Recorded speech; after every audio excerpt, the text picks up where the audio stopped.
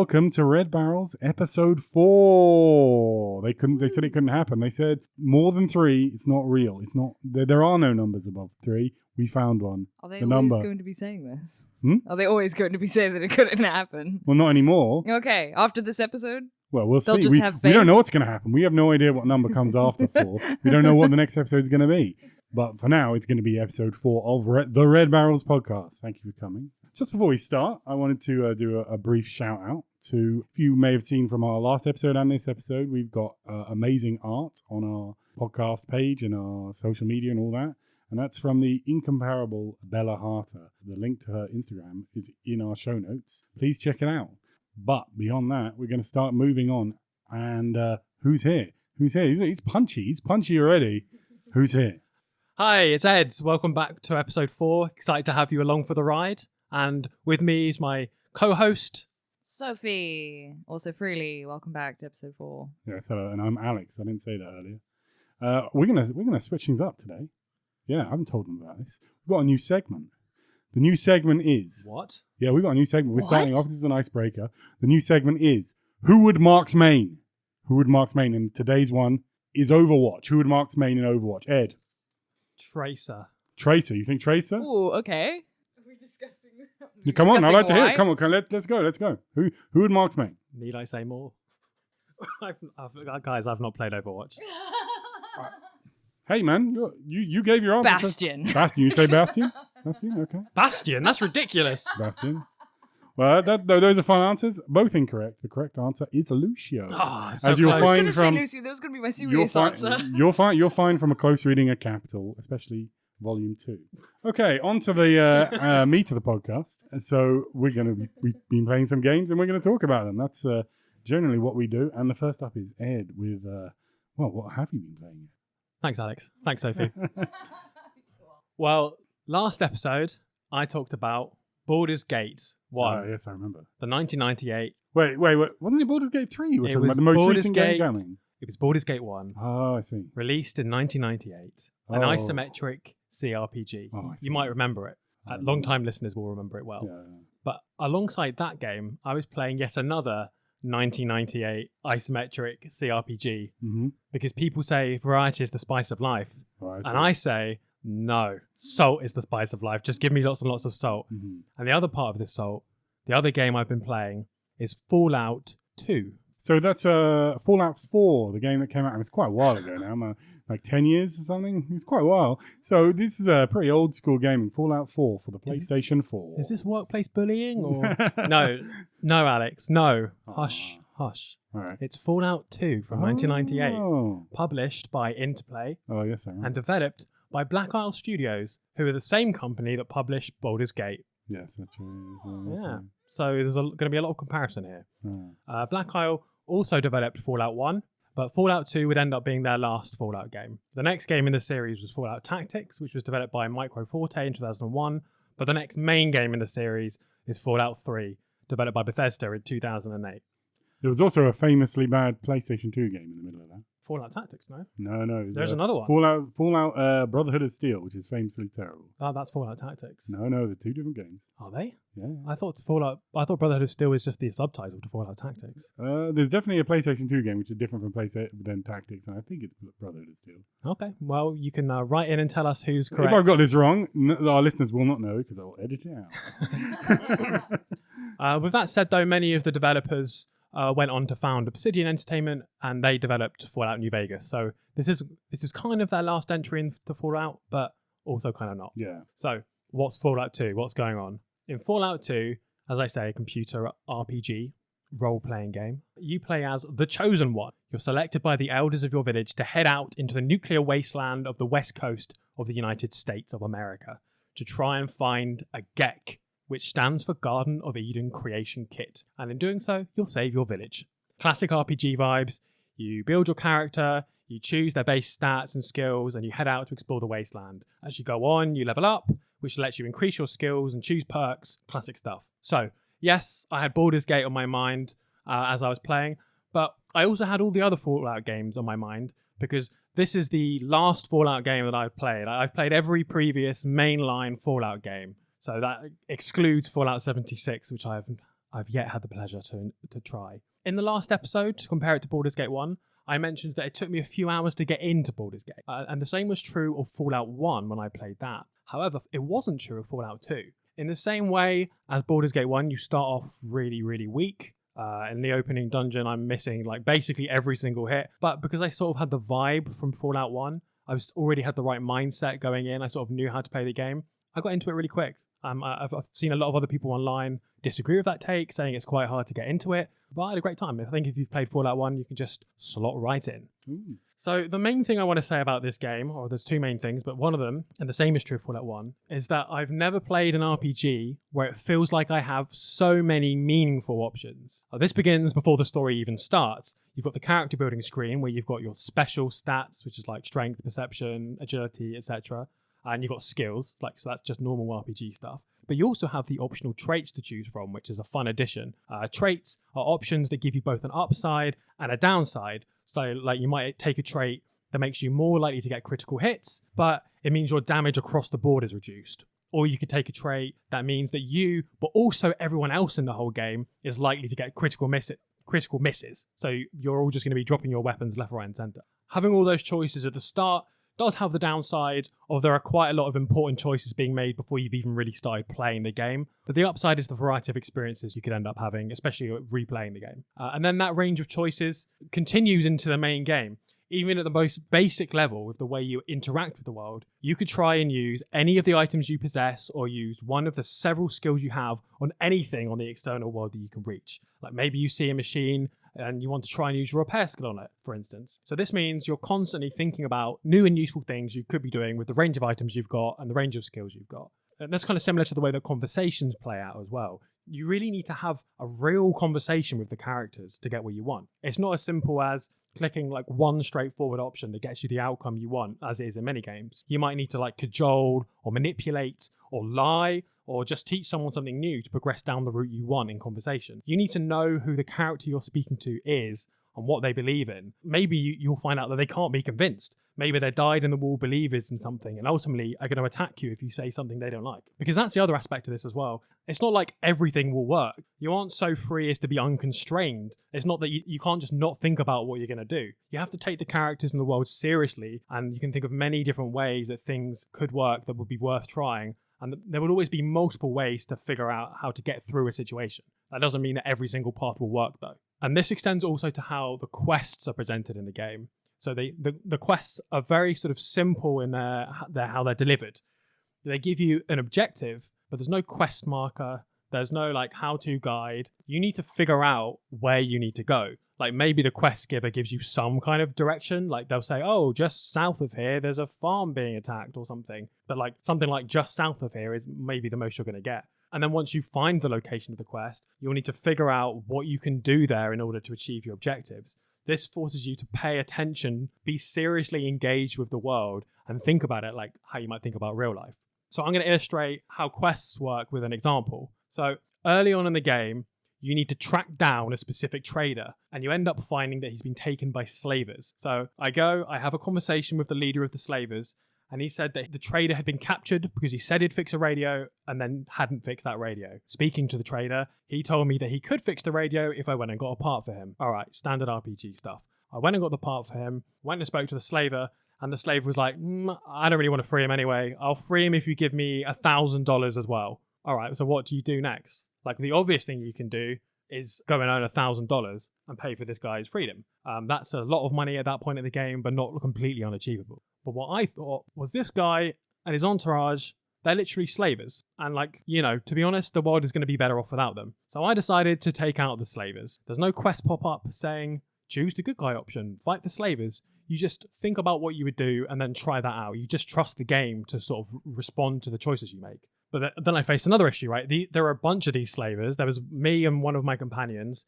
They've all got way better arms than me. So what do? Well, I use the pickpocket skill to steal the slave master's big fat gun, a shotgun far more powerful than I'd found anything else in the game. Wow. I then left the slaver's compound and used the lockpick skill to lock the door behind me. And I went to the window of the compound and fired into the compound. They all run to the door to try and get out, but they can't because I've locked it and they're just sitting ducks. My character had been based around agility, which gives me more turns, more actions in the turn-based combat system. So I had enough points that I could stand at the window, fire a couple of shots in, and then step away from the window, making me literally impossible for the slavers to catch. So in that way, I was able to kill all the slavers in the compound and free all their slaves. There's a special animation and special dialogue for that. The trader came with me on my adventure, and people all around the town remarked on the fact that we got rid of the slaves and basically thanked us for it. So the thing that I want to really stress with the example is nothing in the game tells you to do this. Like, I felt like I could choose anything. I decided that killing the slavers rather than paying them was the thing I wanted to do. I worked out about locking the doors and took advantage of the combat stats to make sure I didn't get hit, the combat mechanics. And the game allowed me to do this. And it didn't do this by putting a decision in the game marked as good and another one marked as bad. And even though a lot of players, I think, would have done the same thing, I think this is a very common way of responding to the situation. Maybe not the lockpicking thing, but killing the slavers of how a lot of players I see online dealt with this. To me, it still felt like a choice that I had made. It felt like an original choice that I had ownership of in a way that I don't really get in most video games. It didn't feel like it's something I was directed to do. And that's basically how virtually every quest works in the game, including the main quest, with different potential solutions that aren't telegraphed to you, but if you think about it, you'll probably come up with one or two interesting ways of finishing a quest. So to me, that's the core appeal, or one aspect of the core appeal of the Fallout series, and Fallout 2 especially. It gives you a series of ways you can interact with the world. It gives you an objective, and then it lets you do the rest. And if you allow yourself to be engaged with the world, it ends up being very compelling. I also find that the way that the world is set up to be very compelling. So it's a bit like Baldur's Gate. There are a series of locations, and if you leave them, you need to travel through like a sort of wilderness to get to the next location. In Baldur's Gate, you select on the map where you want to go, and then there's a certain chance there'll be an encounter which would like pop up. Fallout 2 is basically similar, but it's presented a bit differently. Rather than clicking where you want to go and then praying that the next screen is you arriving at your destination rather than a random encounter, instead you watch yourself, an icon marked on the map, slowly moving across the wilderness towards the location, knowing that at any second you might have a random encounter or you might stumble across a new location. It's just this eerie, intense feeling of any second I could be ambushed. And that lets them also put in a bunch of strange locations hidden in the game, which leads to a bunch of memorable moments. There's one in particular I'm thinking of that I won't spoil because it's my favourite one. But another one would be, I came across an unmarked location and there was a crashed shuttle in the desert, which was clearly the shuttle from Star Trek. The bodies strewn around it were wearing the Federation uniform, and it's just such a strange moment to put in the game. And I actually had a very similar experience with the first game, where I happened to stumble across the TARDIS from Doctor Who. TARDIS, that's quite famous. Yeah, it's just so fun that they put these weird little things in the game like that. And aside from the weird little locations, there's obviously the main locations. Each settlement, each little society is constructed in slightly different ways, which allows the game to explore a variety of ways of constructing a post-apocalyptic society. One of the main lenses through which it does this is the lens of slavery. There are multiple settlements which are fully and unabashedly brought back slavery, like it's the core of their economy. Very publicly, they're not ashamed of it. There are some societies which have enslaved people and also are essentially segregated societies, but this doesn't fit in with the story that they tell themselves about themselves. So if you ever express to anyone in this place that this is what's going on, they get annoyed with you. And there are others which don't have slaves, but also don't seem particularly interested in working to free slaves elsewhere, and knowingly work with slavers as well. So to me, this is a strength of the game again. It depicts a variety of different but thematically consistent societies, and you can read a lot into what the game is trying to communicate with each one. So for me, that second society that I talked about, the segregated society, which is in denial about having slavery, is really interesting. It's from the middle of the game, so it's a little bit of a spoiler, but, you know, bear with me. The game's been out for a long time. The settlement is called Vault City, and I think it really demonstrates what the game does well in depicting these societies. So Vault City, their inhabitants survived the nuclear war in a vault and then have emerged and used a GEC that they had to create a pretty high quality of life for themselves. It's visibly cleaner and nicer and sort of better vibes than almost anywhere else in the game to look at it. But the segregation is immediately clear too. To even get to the proper city, you have to walk through a kind of shanty town outside the city's walls, full of people who aren't permitted to be citizens of Vault City. Partially, you'll discover, because the leader of Vault City views the residents of that city as genetically superior to other humans in the wasteland. They also have slaves, but they euphemistically call them servants. And we also see one of their neighboring locations is a town of ghouls, which in Fallout lore are people who have undergone quite extensive mutations as a result of radiation. And their settlement is built around an atomic power facility. The ghouls use it to power their town, but in doing so, they're accidentally irradiating Vault City's water supply. So you're asked to take care of this problem, and preferably you're asked to destroy the power plant, even though doing so would kill a lot of the ghouls. But if you go there, you find you don't need to destroy the power plant. You can fix the leaky pipes. And then you come back to the leader of Vault City and go, hey, great news. I didn't have to kill the ghouls after all. And they're pissed with you. They insist that you go back and destroy the ghouls. And if you don't do that, and you don't deal with this any other way, then she'll send people there and she will kill all the ghouls instead. What we're effectively seeing is colonialism in the game. There's an initially plausible pretext being used by the leadership as an excuse to launch an invasion of a neighboring community. The entire ghoul community would be wiped out if you don't do anything. That's what happens if you don't continue with the storyline. And to me, this is where Fallout 2 is really interesting, right? Like, it feels like a mirror reflecting back at us, a society that seems very proud of itself for ending slavery, for ending segregation, for ending colonialism, while in many ways not really having done any of those things. Like, sure, the language they use has changed, and some of the specifics have changed a little bit. Like, maybe the servants have a slightly better quality of life than the slaves do in Vault City, for example. But, I mean, fundamentally, the core relationship is still the same. And, you know, we live in a real world where we feel like slavery is a thing of the past. And yet, according to the UN, 40 million people are currently in some form of slavery in the world. Yeah. We live in a world where segregation appears to have ended in the imperial core, but quality of life differs hugely based on class, gender, race, sexuality, etc. And we still have the most powerful countries in the world helping their allies destroy neighbouring societies with entirely unjustified pretexts. And it's really interesting that this little game from the 90s is able to touch on all of that. And in such a sort of unpreachy way as well. Like, it just emerges naturally through gameplay. It doesn't feel like it's been put there to teach you a lesson. It just feels like you're engaging with a fictional society, and that these are the conclusions that you sort of can't help but draw from it. And this is just one example of something that Fallout 2 does throughout. It's a very compelling game. I would say, alongside the many ways of playing and interacting, this is the other main strength of the game. And it's also one of the main strengths of Fallout New Vegas.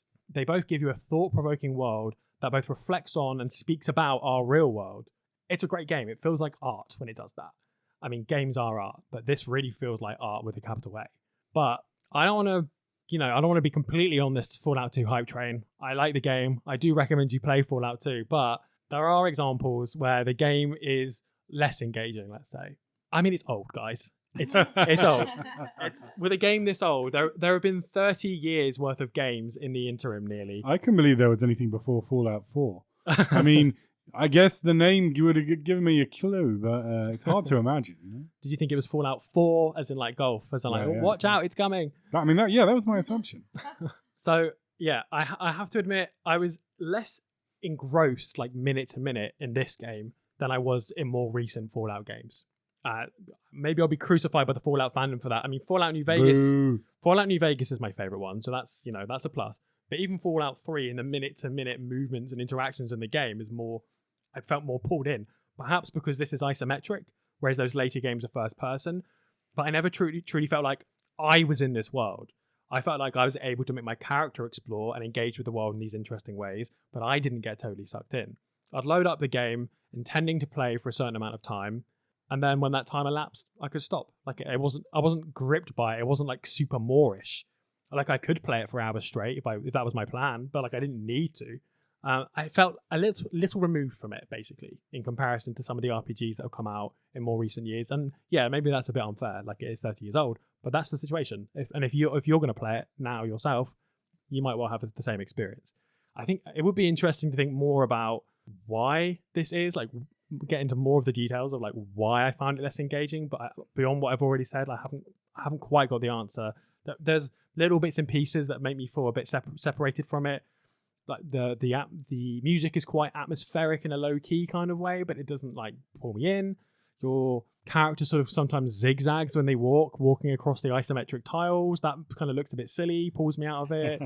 And yeah, there's a lot of patience required to play a game like this, which is not true of some of the more recent games. Yeah. And that's like a mixed bag. It means it can do a lot of interesting stuff, but like you've got to be in the right mindset to play this game. I think I've got a couple of other little things I'd like to say that are more negative about the game. About the settlements, for example. I've just complimented how each settlement individually, There's a lot of interesting stuff going on, but it doesn't feel like they really build in each other in the second half of the game.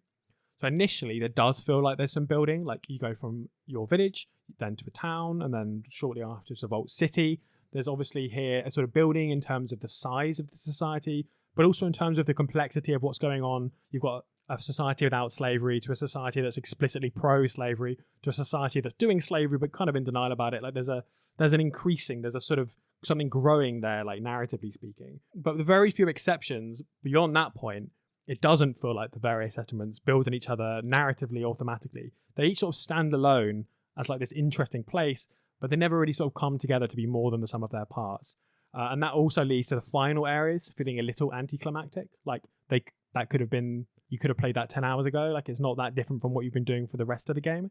And a contrast again with Fallout New Vegas here, where there are many of these different settlements, and each of them gives you little bits of information about the principal political powers that you're ultimately going to have to side with or decide to go against entirely. So in a way, each of those settlements feels like they contribute to the climax. There isn't an equivalent of that there. Like you can play the game by walking directly to like the final area of the game and finishing it, and it feels like you wouldn't really be missing out on that much context of the story if you did that. Like, yeah, you'd be missing out on some great stuff, but not really as it relates to the story.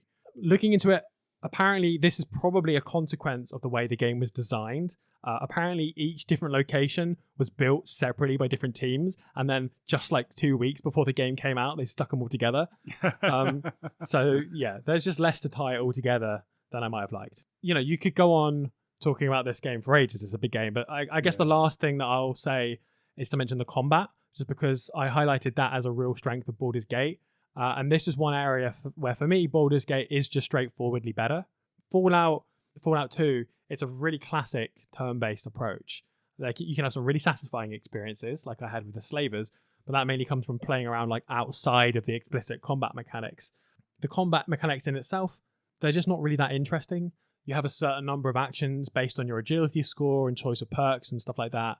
And each gun costs a certain amount of action points to use, and moving a tile costs an action point, and it all works fine. And most of the time it's like gets the job done, which is already inferior to Baldur's Gate, where for me it was a real strength. But there are also specific situations where it's a real drag. I mean, one of them we've already sort of touched on, the very start of the game. You're so underpowered that you're missing constantly. And the opening sort of dungeon, which is like a trial thing, is very like basically boring with how the combat works. You're sitting there missing, okay, waiting for your go again, okay, oh, and you missed again, and it's just like, all right, let's speed us along a bit. Especially because my character was somewhat geared around guns. You're not given a gun at the start of the game, or for quite a long time into the game, so I was just useless attacking with a weapon skill that I put no points in. And then also points later in the game, I had a point later in the game where got this really strong armor, and basically, apart from the toughest guys in the game, I'm quite unlikely to die. And you'd have these encounters with multiple enemies where there's not really a chance I'm going to die. And I choose my attack, I do my attack, and then individually, each one of the different enemies does its movement and does its attack. And, you know, there's situations where there's like more than a dozen enemies, like 20 enemies on screen, and you're sitting there like you wait for a full 30 seconds, 45 seconds before you can do your next click. And it's just, it ends up feeling a bit repetitive, a bit slow, and just not that interesting. But to summarize, I did have a really good time with Fallout 2. I love the range of options. You can try so many different ways of dealing with any given situation. The personality of the game is really strong with the silly little fun things, but also the individual personalities of the characters felt more real to me than the characters I met in Baldur's Gate. My main feeling when I was playing the game is the sort of satisfaction you get from solving a puzzle. It was like working out my own way to achieve the things the game was asking me to do. And this is a good state for a game to put me in. But it's also different from what you might want out of a game like this. Like, I can't say I had a very strong emotional connection to the characters or something like that. Or I wasn't getting into like a flow state like you can get from games where you just, you know, the time just disappears. That's not the kind of pleasure I was getting from it. It was, the pleasure of successfully doing a Sudoku or something.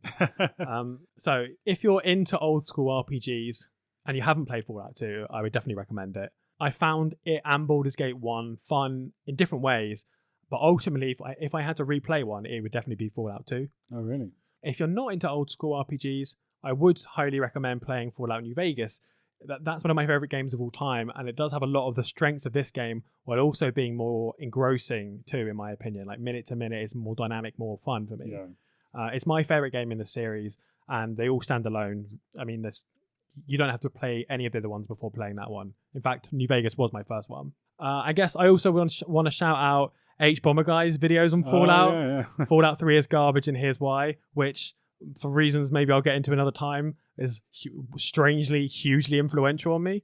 As well as Fallout New Vegas is a genius, and here's why. And I would also want to mention Noah Caldwell Gervais' videos on Fallout, which gives you a very complete look at the series. Yeah, he did a recently, like 6 months or so ago. Yeah, he did one. Full like 9 hours. It's 9 hours. All yes, the Fallout games. Exactly. I'd recommend that video. I mean, I watched that in preparation for this.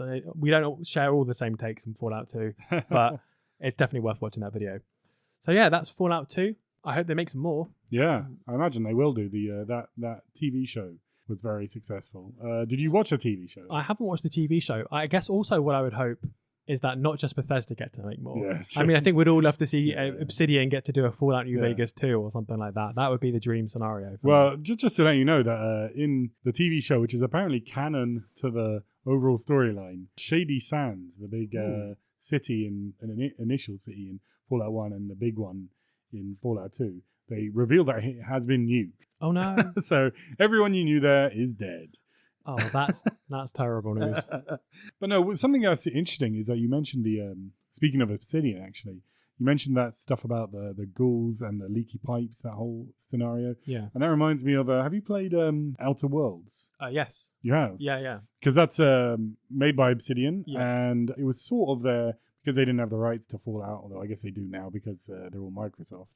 But that was sort of meant to be their spiritual successor to New Vegas. And I don't think it's anywhere near as good as New Vegas. They kind of whiffed it in a number of ways. And one of the things I had with it was that a lot of it was kind of set up into kind of little vignettes of like smaller open worlds that surrounded an area with some sort of specific conflict that you would have to deal with.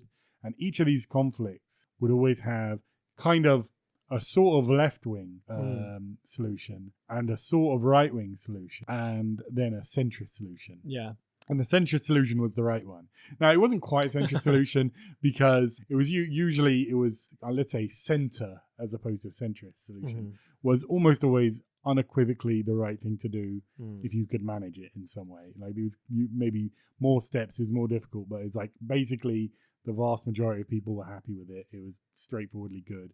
And usually it was kind of vaguely left-wing in flavor, like, oh, the downtrodden people get a better situation for themselves.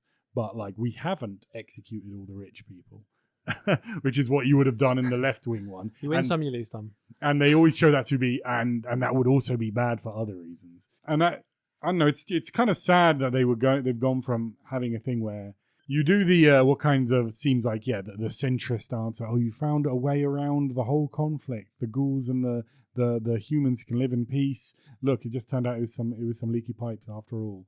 And then they were like, no, we really do want to kill them. There has to be a more drastic solution. And it's kind of sad they've kind of gone back on that. Yeah, it's interesting. We did touch on this a little bit in episode 1, I think, but it's interesting how that variety and that the range of options like that appears to have been shrunk down so that you sort of need to have the good one, the bad one, and maybe another one. Yeah. Like, or sometimes, you have like a good one and like a sarcastic one, like in conversation. Yeah. No, I definitely, it feels like people need to look at this kind of game and let's see if we can do a 2025 version of it. I mean, I get games like Disco Elysium do that to a certain extent. Like that feels like a spiritual successor to this kind of game for sure. But I'd love to see more of it. And I get it's kind of a pipe dream to think like a huge game could be like that. But if anyone's going to do a huge game like that, it'd probably be someone like Obsidian. So, Well, fingers crossed Outer Worlds 2 is going to be... Outer Worlds 2 is coming out this year. Everything we dream of. Maybe that'd be that. Yeah, there are some good politics and interesting stuff in Outer Worlds 1. It's not all terrible. And as I said, the centrist, quote unquote centrist solutions are usually they're not too offensive. So I do think it's worth playing. But yeah, I think like something that you were talking about with Fallout 2, which yeah, I guess I did also enjoy Fallout New Vegas. I don't think I've played New Vegas all the way through. I think I might have played it all the way through when I was a teenager, but I don't really remember I didn't finish it either. finishing it. I don't remember finishing it as an adult either. Anyway, so I kind of have an incomplete vision of it, but one of my favorite videos on the internet is that H-Bomber Guy video about great. how it's genius.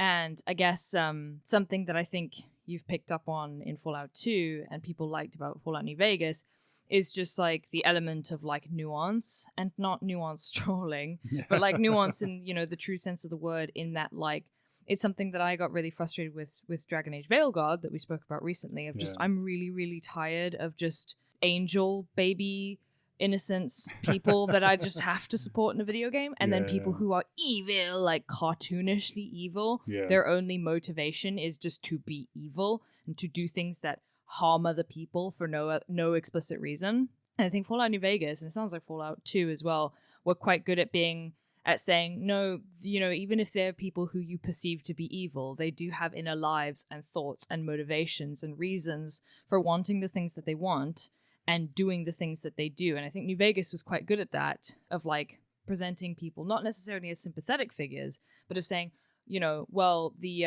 what's the group called in Fallout New Vegas? The Roman, what are they called? Caesar's Legion. Yeah, so Caesar's Legion. It's like they have slaves as well, but like they do have like an internal justification system of why they have slaves. Obviously, it's a bad justification, but they do have one. You know, it's not just because they're evil.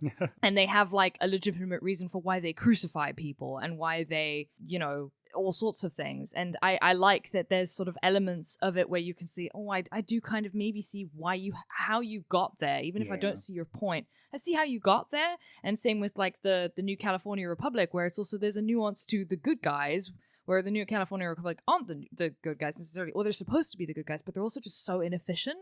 Like they're just so inefficient. Like one of the biggest problems is just that they just are spread so thin, and they are really inefficient at what they do, as far as I remember. So it's like, yeah, they have these sort of like lofty goals, but then they kind of downgrade the goals and then just become kind of average because they are so inefficient at delivering on those services that they want to deliver. And I just really like that sort of nuance of both choice in terms of how to solve problems, but then also just like writing both good and bad characters as having motivations for having their choices. I love that, and I really miss that in video games. I got so frustrated with Veilguard for having that, because the evil guys are just, they're just evil because they capture animals and murder them, and it's like, oh, but there's no reason for doing that other than just like, oh, they just love capturing animals and murdering them, you know? It's like, it's a very like J.K. Rowling-esque view of the world, where it's like, well, there are people who are evil and I people love who are capturing good. animals and murdering them. Right, right. And, you know, but you know, I have my reasons. I'll Well, get then into you're that a nuanced character, and I like you. I'll get into those reasons in a different. You're not just like Voldemort, right? Yeah, where it's just like, oh, I'm just evil because my parents didn't love me enough, and this is the way. It's also like, well, that's also true. But yeah, it's also I like it as well. Maybe it's because I have like a determined like hatred for nature versus nurture arguments, but it does feel very nature versus nurture when people are just like, well, he's evil because he was born that way, right? As opposed to being like, no, he's does evil things because he came to these conclusions because of the life that he has led. And I really liked this sort of nuanced presentation of characters. So yeah, I enjoyed that. I don't know if you'd agree with it. It looks like you would, because you're nodding. Yeah, I completely agree. And like, regardless of any real life nature versus nurture stuff, like it's just way more interesting. There's just more storytelling happening, and you can just try and understand where people are coming from if they put that kind of stuff in the game. And yeah, I completely agree with your takes there on NCR and the Caesar's Legion as well. Right. I think that's me. I guess also there's the game Avowed coming out as well. Oh from yes, Obsidian. that's I think that's this month. month or two. Yeah. Yeah, I think it's February, which is the very month we're recording. So it's not. something to keep track of. It's got some bad previews.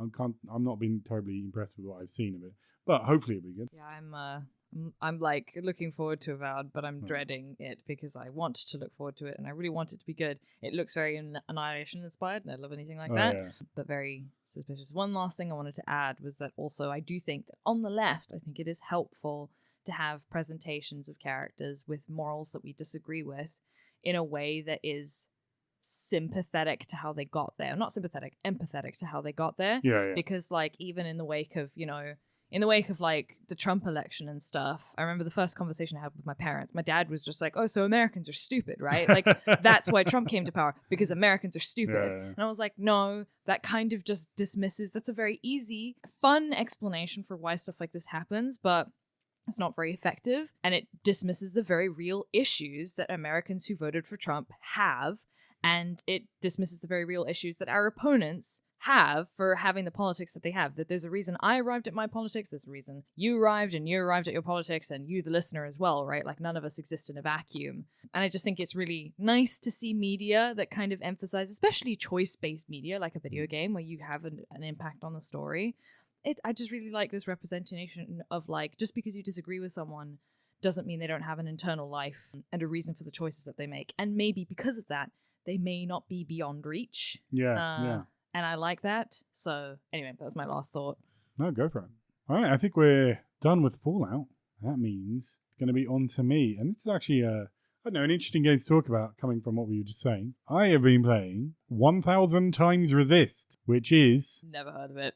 Well, you're about to. You're about to. It's, just so you know, it's written out 1000x Resist, but you call it 1000 times Resist. Yeah, it's a very interesting game. It came out last year. It's an indie game made by a new developer called Sunset Visitor. Sunset Visitor is made up of basically 4 people. And they are all, I believe, well, I think they're largely split off from a performance arts group in Toronto, I believe, called Hong Kong Exile. And they... I guess you can guess from the name. I believe they're all Chinese or East Asian. I think probably they're all from Hong Kong, or at least the main creative leaders. And that'll come into the game itself. It's the performance art group. Yes. Okay, sorry, I just wanted to clarify. Yeah. They came out of this. Basically, during COVID, obviously, there wasn't much cause for performance art. So they decided to make a video game instead, is essentially what happened. But from my understanding, this game is incredibly broad and quite strange. It's very complicated to explain the story. So I will. So basically, what happens in this game is in 2047, I think, aliens arrive and they appear as giant glowing giants across the landscape. And everyone on Earth, or this plague, this virus, spreads across everyone on Earth. You wouldn't have guessed that this was made during COVID. And everyone starts dying of this disease that causes you to cry all of the fluid out of your body and die, except for Fun.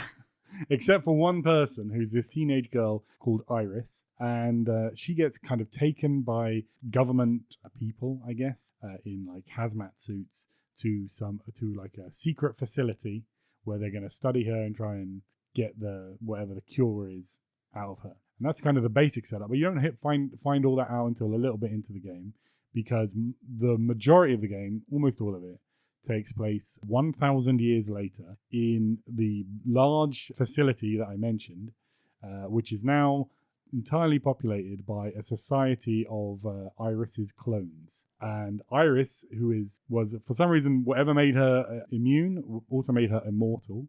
So she's still alive 1,000 years later. They call her the All-Mother, and they've got a kind of a quasi-religious, weird society around them. And as a part of that, this also involves your character going through kind of recreations of Iris's memories. So that's kind of how you find out about how this all started. So first, I'm kind of going to go into the bad things about this game, because I want to get them out of the way. I played it on the Nintendo Switch. And you should not play it on the Nintendo Switch, because it runs like fucking shit and it kind of looks sort of terrible. It's incredibly jagged and low resolution. After I finished it, I watched some videos on the internet to see what other people were saying. And I saw Jacob Geller has talked about it a couple of times. And I just watched his video and I was just like blown away by how much incredibly better the game looks, because he played it on a PC, I guess. Though I have heard that it runs very badly on PC. It really hits the system for what is a very simple looking game. Seems like it was... What is it supposed to be run on? Sorry. Well, it's out on PC and Switch. Okay, so it runs badly on both. Well, if you've got a beefy PC, oh, okay, it will look nice. Okay. However, it will take up a very large amount of system resources for what is a very simple looking game. What's the style like here? Are we talking like 3D? Yeah, 2D? it's a 3D game, but it's kind of sort of anime styled. So it's very, it's made in Unity. From my research, it was like came out of the guy who made it, just kind of messing around with Unity. It sort of looks like a guy who was just messing around with Unity made a game. A little bit. I mean, aesthetically, there is quite a lot of interesting stuff in it. There's some quite like arresting visuals, but it is undermined by the quality. I will say, I finished the game and saw the credits, and they have one guy who did the Switch conversion, and for the whole thing, they only had one QA tester. So I think that explains a lot of it. But, I'd say they're very small teams. It's understandable. But I'm just kind of getting that out of the way. It's very, especially if you play the Switch version, it's very noticeable. But it doesn't really detract from the overall quality of the game. But it looks so much nicer on a decent PC. Also, part of the game, as I said, you're set in this facility. A lot of the game basically plays out as an adventure game, although it's kind of straddling the line of adventure game and visual novel. There is very little kind of gameplay in it, really. There's a couple of small puzzles. At the very end of the game, there's a section where you have to navigate a large area under a time limit, which is sort of the final boss, I guess. And that's pretty much the entire gameplay element. Everything else is all story. And the reason I'm talking about this game at all is because the story is fantastic. But when you're running around this facility, it is genuinely, it's very large, and it is one of the worst designed spaces in a video game. I just constantly, I played that whole game through. I never knew where anything was. I never got used to the space. Literally, at the end of the game, the final time you can walk around this area, I found a whole extra path leading to a room that I'd never seen. And as soon as I saw that, I knew there had been people there that I'd not talked to, and I missed a bit of the story because of that. And it kind of drove me crazy. Those are basically all the problems of this game. Other than that, it's fantastic. The story is kind of incredible. The characters are so well written. There's amazing kind of voice acting. They have this really interesting voice acting style that it's very kind of low key and naturalistic. It takes a little while to get used to, but it especially because it has this slight anime style. You kind of imagine anime voiceover acting, But this is like so kind of grounded. It's really amazing. There's this little kind of AI floaty guy who follows you around and, highlights things for you and stuff like that. And that has the voice of a literal child. They literally got a child into a... I love it when things do that, is get children, like obviously in a legal and safe way. I just love it when there are child voice actors for things. Thank you for clarifying that the Red Barrels podcast does not endorse child labor. We do not. No, we don't. not. We don't. But yeah, they got this child. This is a good time for child labor. They got this. They got this literal child to read about, and because it's a weird AI thing, kind of talks in computer terms, and like but just like it's so weird to hear a child saying that.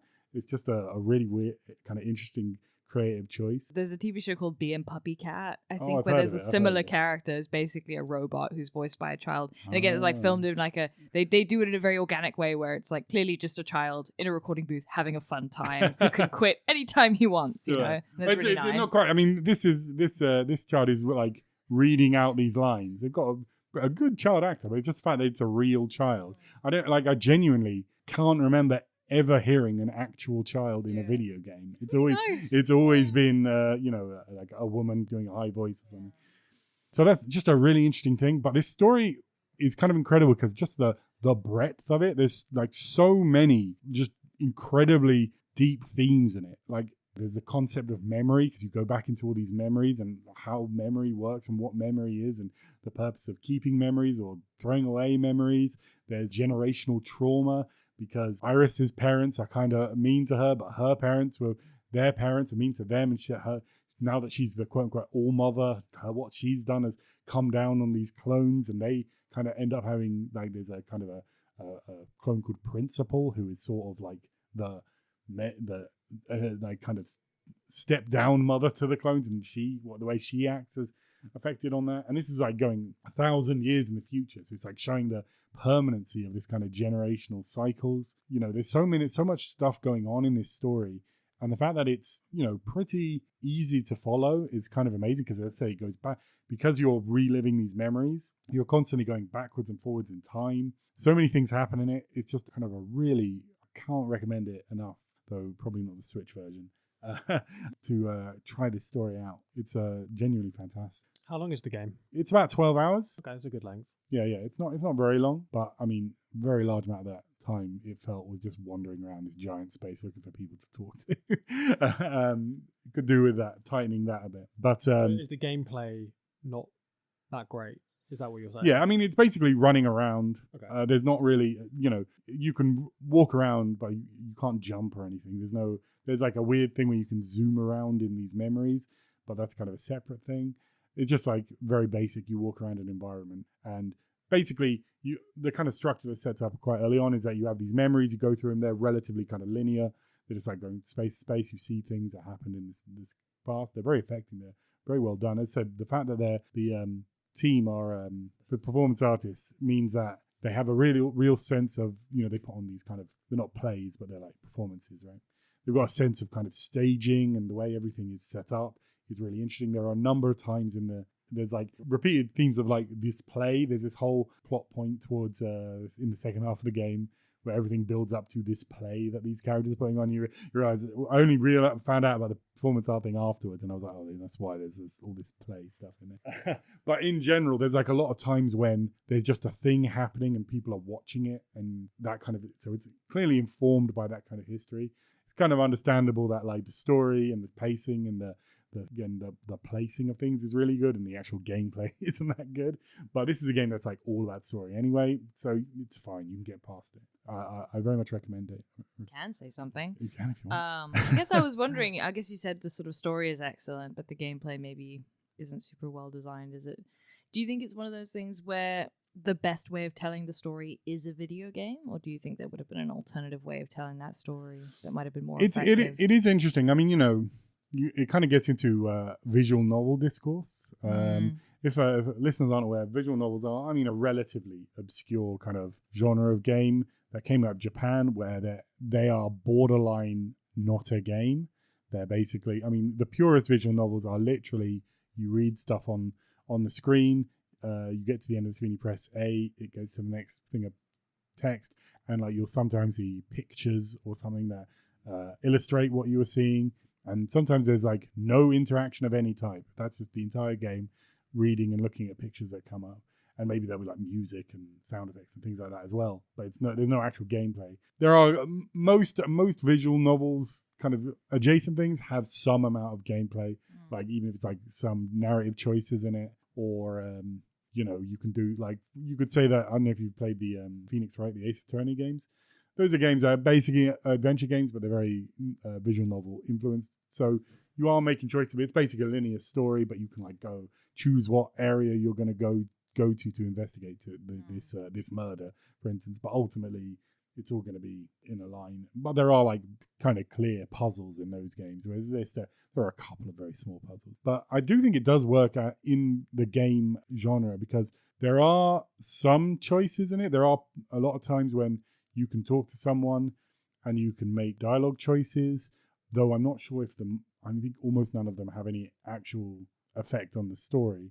But even that amount of small interaction gives you just a sense of the characters and like your agency over it. And just the idea that you walk around and you embody this character, you walk around, you go and find people. There'll be as I said, part of the issues of this game is it's quite annoying to wander around and find all these characters, NPCs in this area. But when you do, they're up to something. You didn't have to talk to them.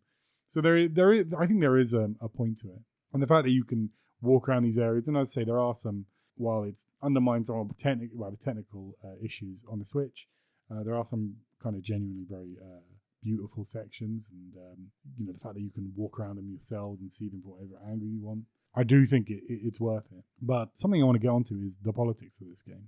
So the kind of most obvious thing is that Iris's parents, who I mentioned, they are, because this game is in, everything goes down in 2047, but that means that her parents are about our age or a bit younger. And they were involved in the 2019 Hong Kong protests, and what happened with those protests was basically it was kind of a follow-on from the previous so-called Umbrella Revolution, which also failed, and these ones also failed. Basically the Chinese crackdown, it was over a certain extradition treaty, I think, but basically the cops cracked down and the whole thing got crushed. And it's kind of the whole thing with those Hong Kong protests is a little bit of it's a little bit of a difficult situation for the Western left, I think, those kind of things, because, the general relationship with China on the left here is kind of weird.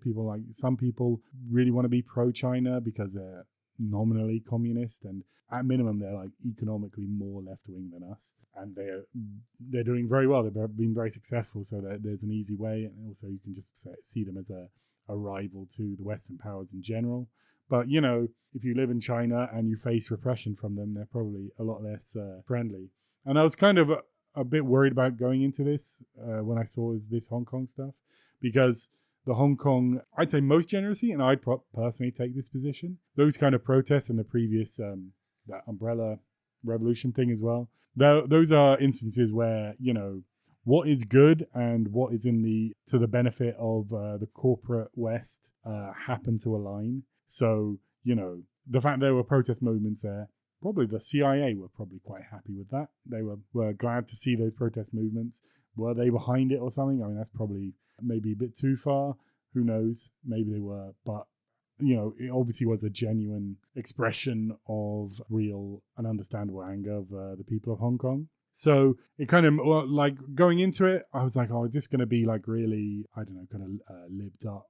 Is this going to be a bit, I didn't think it was going to be outright right wing, but I thought it might be a bit kind of prevaricating on stuff like that. And I've got to say, I was quite surprised about where it goes with that kind of thing. Now, I'm going to have to be honest here. I'm going to have to go into spoilers a little bit. But I will say, I do think both of you two and those of you at home definitely should play this game. And I think you should hear these spoilers.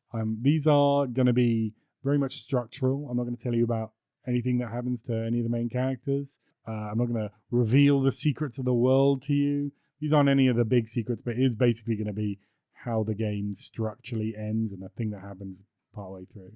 So first of all, partway through this game, basically an event occurs that causes this clone society to not really collapse, but it goes through upheaval. It turns from this kind of weird, this very kind of alien thing into suddenly the clones have like a provisional government and ministers of various things. And they also have now a police force. They have cops who like quite brutally enforce the will of the provisional government and all this stuff. And you play as a character who's kind of downtrodden by all this. And at one point you can walk around this area and talk to people who are also downtrodden. And one of them just outright quotes Marx. And I was like, woo. So this was like, I don't know. I was like, oh, maybe they aren't that libs up, right? That's quite good. But on the other hand, this provisional government stuff seems very much, it's referencing China. And you could see it as like, oh, the Chinese government, like post-revolutionary China, kind of turned into this repressive government. And I don't think, I'm not saying that's not an unreasonable position to have on the left. But, again, you're kind of like on tenterhooks to wait for the liberal shoe to drop, right? Any moment now, they're going to be like, actually, we all need to embrace entrepreneurialism or something. But where it goes is genuinely one of the most hardcore fucking radical things I've seen in a video game that kind of blew me away. Because as you can tell, I was a bit politically this game. I was like, okay, it's really good. It's really well written, really interesting themes. But like politically, I'm not really sure. But then a thing happens at the end that kind of just blew me away, right? So at the very end of the game, and this is probably the biggest spoiler, basically, long story short, it's a generally happy ending, right? The situation is resolved. They can go and live on the surface again. The disease is dealt with, finally, after 1,000 years or whatever. And there's a thing where, okay, so they're going to go and essentially restart society. You have this section where every main character in the game and also every kind of group or faction that you've met and interacted with over the whole game are just laid out in a space for you. And the game tells you can choose which of these elements get to join the new society, right? Ooh, okay. And to be clear, right at the end, if you choose not to have them, they're fucking dead. They're just they're basically they're basically just deleted from reality. Oh. So Right I'm at the end. right at the end. Right What at the an end. interesting choice right at the end. Yeah. Like, I'm not even going to see the implications of this thing that I've set on the world that you've established. That's bizarre. Well, we'll see some implications. Oh, There's an yeah. epilogue after this, so which is the Ooh, whole an thing. epilogue, though? Where Yeah. it's just like, he's still, Nah. studying medicine. And he's going to be real happy. Well, my initial thought when I came into this was, Classic epilogue. that's how they go. That's how they go. That's what they sound like. Yeah. Everyone's always studying medicine. So it's what a cliche. I don't think anyone studies medicine in the epilogue of this game. Okay. They're dead. No, well, it's up to you. It's up to you. Alex's puritanical world. No one survived. No, but anyway, coming to this end of this game, as I said, the characters are really well written. I pretty much liked everyone. There are. What are you doing? Why did you do that? It kind of felt like you were doing it to try and not be too distracting, and I was like, that is the most distracting thing where you could have possibly drunk the context, that water. if you don't cut this out for some reason, Ed just poured some water into a bottle cap and then drank it from the bottle cap. I want an answer. Like Why a did you tiny do that? little Why did you do teacup. that? I'm so sorry. Just like, what a weird Why thing did to you happen. do that? You seem to instantly regret it as soon as you took a sip as well. It's just the fact that it looked like you were, genuinely. I looked at you and I was like, are you going to pour it into yeah, you are. You're doing it. You're drinking it now. Why? What could you possibly be doing that for? I love to embrace the fact that this is not a visual medium to just do weird stuff while you guys are talking. Task us with explaining Wow. it. All right, yes. That's all happened.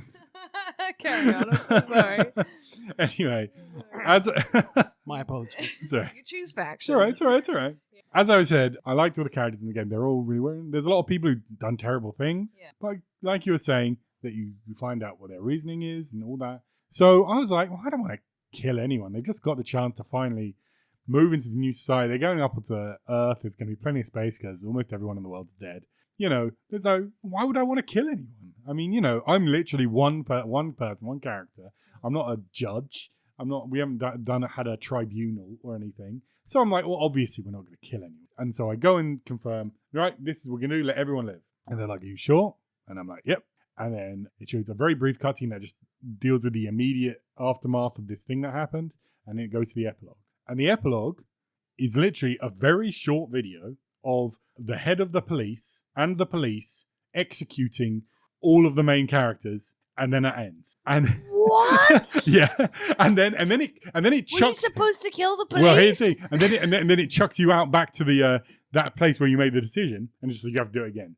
It doesn't show you the credit. It's not the end of the game. Just like it basically says, nope, wrong choice, and puts you back. And so I'm like, oh God, fuck. how many tries do you get? And I'm like, what the fuck? I was like, wait, what? What are they implying by that? So like eventually I was like, I guess I'll. Well, that little execution squad was led by that head of the police, so I guess I'll just get rid of her and leave the rest of them. I don't want to kill all of them. And then I do the great same thing, get the epilogue, and it shows me a different video of the police without the head killing all the rest of the characters in a firing squad. And then again, it chucks you out and goes back to the traitors. Oh my god! And I was just like, I couldn't believe it. And then so then I got rid of the police, and then I let everyone else live. And then I went through and I got a proper ending to the game. Oh, Wow. But so what this game is saying is like, yeah, you're going to have to kill all the police. In a video game. I mean, yeah, In a video because it's like even if you do cut the head off a snake, right? Yeah, like it's just that I'm going to get my metaphors Yeah. mixed here, but it's just it's not Cerberus. What's the other one? A Hydra. It's a Hydra, right? Where it's just like another one springs up in its place, right? And I do think that is true for the police, but that True. is crazy to just kill all of them. Yeah, I mean, Wow. what can I say? Look, I can say ACAB and fuck the police with the best of them. I'm like, But- give them other jobs. But even they I can do something else. I would say that probably we shouldn't genocide all the police. Yeah. Call me a Who's centrist. the liberal now, Yeah, Alex? call me. Liberal now. I'm lived up to hell. They got you, Alex. Yeah. The game got you. Put Got in your FBPE head. on my Twitter profile. I'm a lib now. I don't want to actually kill every policeman. But this game is just literally, you're going to have to do that. Yeah. You're going to have to kill all the police. Yeah, abolish the police, but not literally and abolish the people. Yeah, but All of them. But that is how hardcore this game goes at the very end. And so until then, there's some interesting stuff. There's stuff about terrorism. There's like this repressive government. There's like stuff about religion. I'd say there's so many themes and concepts in this game. It's amazing. But then this final thing, just like you're just gonna have to fucking. It seems kill like a the really police. interesting way for them to just like illustrate their perspective on police, especially if it took you by surprise. It sounds like. Did they see that sort of throughout the game? It has, as part of these kind of memories and dream sequences, you literally are at some points transported back to the 2019 protests, and like there's bits where you're in the protest, you're surrounded by cops, and you see other people get like beaten by the cops, and Iris's parents, who they were literally beaten by the cops, is part of the story. And this is like part of the beginning of the trauma that ends up cycling through history, that the fact that happened. And so I guess understandably they're not keen on the cops. Yeah, that's interesting. It's like, I obviously don't disagree. Like, get rid of cops, get rid of police. But like executing all of and that's just to such see that a choice. See that in a game, I guess you guys haven't been paying attention, but it has been getting quite a lot of critical acclaim recently. It's been up for a lot of awards. Yeah, I've seen it. It sounds like such a 2020 game through and through then, with the disease and with that kind of it's more than that. Like all those clones in the base, every single one of them wears a mask all the time because they could be killed by the disease at any time. And it's just like every character has a mask. It's like, okay, well, BLM also kind of happened during 2020 as well. So it's just very, very, you're right, it's so 2020. Yeah. There's that. But just like something that this game really does well is, it kind of reminds me a bit of Disco Elysium, that, the parents, as I mentioned, they were in this protest movement and they got crushed. They personally got beaten by the cops, and certainly that happened to a lot of real people. Maybe it happened to the actual developers of the game. I'm not sure about their personal history. They don't like cops. Sounds they don't like cops. Which is good, to be fair. Yeah, but they kind of talk about the way that kind of loss can kind of, you deal with that for the rest of your life, and we can identify with that here. I was involved in the 2019 election for Jeremy Corbyn, and obviously that didn't go great. And, that's true of pretty much the entire left here, even whether they were directly involved or not. Everyone kind of feels the sense of loss. And, certainly I was never beaten by the cops for it. And, I don't want to give the British establishment its props, but, they didn't arrest and torture Jeremy Corbyn and make him confess his crimes on live television yet. So that's something, at least. So maybe it's not quite as dramatic as circumstances in this game, but still feel it, and what's the point in carrying on? Part of the story is that Iris's mother, who was involved in that, she's just kind of a really really not nice person because of this, has really traumatized her, and then that ends up with Iris basically being very mean, and then that again ends up echoing through history, it turns out. And trying to, how you move on with your life from that, and how you kind of relate to the world and society. Yeah, it's just a really fantastic game, and I can't recommend it enough. And hey, if you're not a fan of cops, you'll love the end. Spoiler alert. Yeah, spoilers. Sorry. I mean, literally, it's the very end, and I was like, how am I going to talk about this game? I talk about this cop thing. I have to spoil it because I genuinely could. My jaw dropped that they made you do that. You got it, yeah. All right, well, I think that's 1,000 times Resist. Now for another game that is, I believe, by Obsidian. So it's a 2/3 Obsidian / Black Isle Studios episode today. Yes. Hello. Yes, it's me again. So, I'm going to be talking about Pentiment, which, was developed by Obsidian. I don't remember when it came out. I feel like it might have been 2022 or something. A couple of years ago. Yeah, so I'm going to look it up as well. I didn't write as many notes for this episode, so because I haven't actually finished it yet. I haven't really gotten that far in it at all. I've sort of started the second act, basically. So what it is a 2D narrative video game developed by Obsidian in 2022. It is right? 2022, yeah. Basically taking place in medieval Europe. You're specifically, I forget what the name of this, the town is that it's set in, but it's basically a little medieval village with an abbey. You play as Andreas Mahler, who is an artist, essentially, who is doing his apprenticeship at the abbey scriptorium in this little medieval village. He's basically tasked with illustrating the art for patrons through the scriptorium, and he works alongside other monks, essentially, at the scriptorium. Yeah, so you kind of are dropped into this scenario where you arrive in this little village as, someone with work and board, and is provided food sort of by members of the community. And the gameplay loop is basically there are periods of time during the day. There's this sort of rotating clock visual that shows you what time of day it is. Basically, a sort of work hour, a lunch hour, another work hour, a meal hour, as in dinner hour, and then there's sort of like an event in the evening, and then you go to sleep. Sometimes you have these dream sequences while you sleep, where different sort of modes of thought will talk to you and kind of have a moment in your head. I don't remember the third figure, but there's basically Socrates. Socrates is in your head, kind of potentially influencing some of your decisions and stuff. Yeah. So you have these dialogue choices. I get that too. Yeah, Socrates is in my head as well. Yeah. So you basically get these dialogue choices from sort of seemingly quite mundane stuff to seemingly quite important stuff. Basically, yes, you play as Andreas Mailer, who's a artist who's working at the scriptorium when a murder happens.